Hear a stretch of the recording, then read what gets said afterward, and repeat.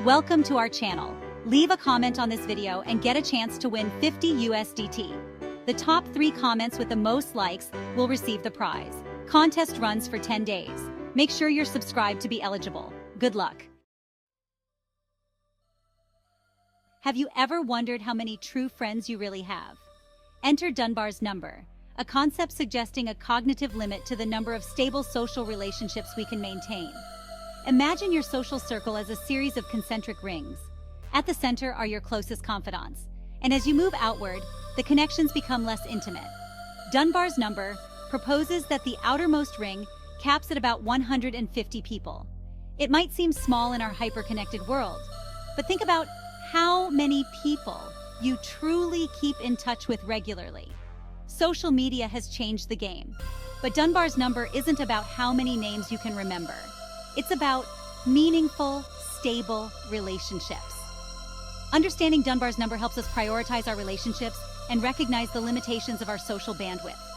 In a world bombarded with social stimuli, this concept provides a framework for understanding why we might feel overwhelmed or stretched thin in our social lives.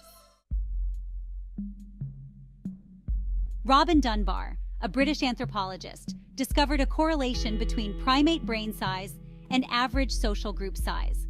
This led to his hypothesis that the size of the neocortex limits our ability to maintain stable social relationships. He estimated that humans can comfortably maintain about 150 stable relationships. This doesn't mean we can't know more people, but there's a limit to genuine social relationships. Dunbar studied historical and contemporary human communities and found that 150 seemed to be the sweet spot for functional human groupings. Beyond this number, more formal rules and structures were needed to keep the group stable. Dunbar's number isn't a hard and fast rule. It's an average, and individual capacity can vary.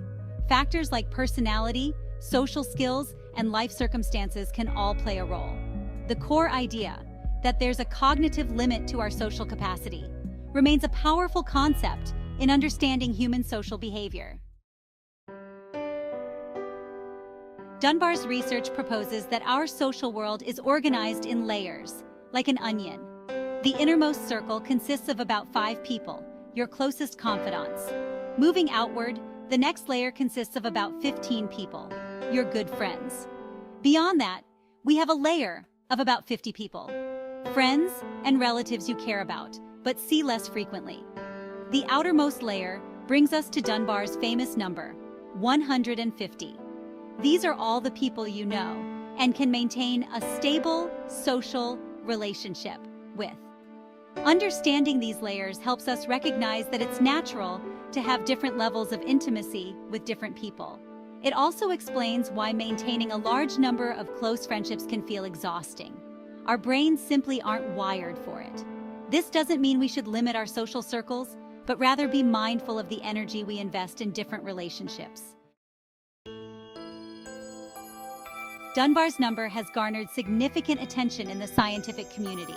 Many researchers have found evidence supporting the concept, even in online social networks.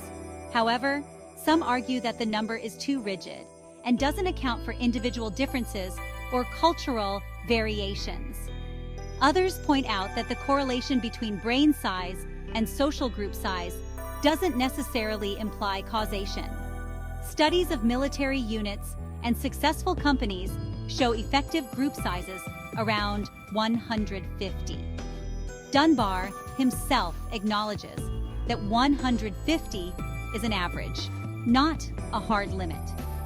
The actual number for individuals might range from 100 to 250, depending on various factors. This flexibility helps address some criticisms while maintaining the core idea of a cognitive limit on social relationships. In the age of social media, it's tempting to think Dunbar's number might be obsolete.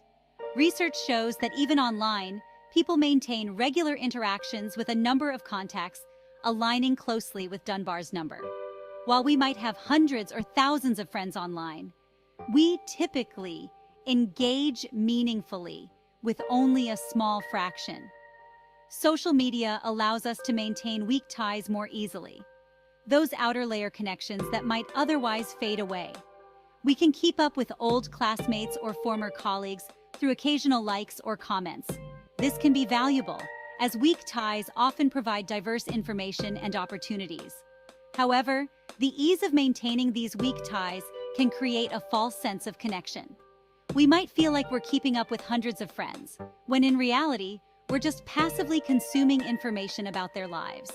Understanding Dunbar's number can help us navigate this digital landscape more mindfully, focusing our energy on nurturing our core relationships while appreciating the benefits of our wider network. Don't forget to like, share, and subscribe for more tips on staying fabulous naturally. See you next time.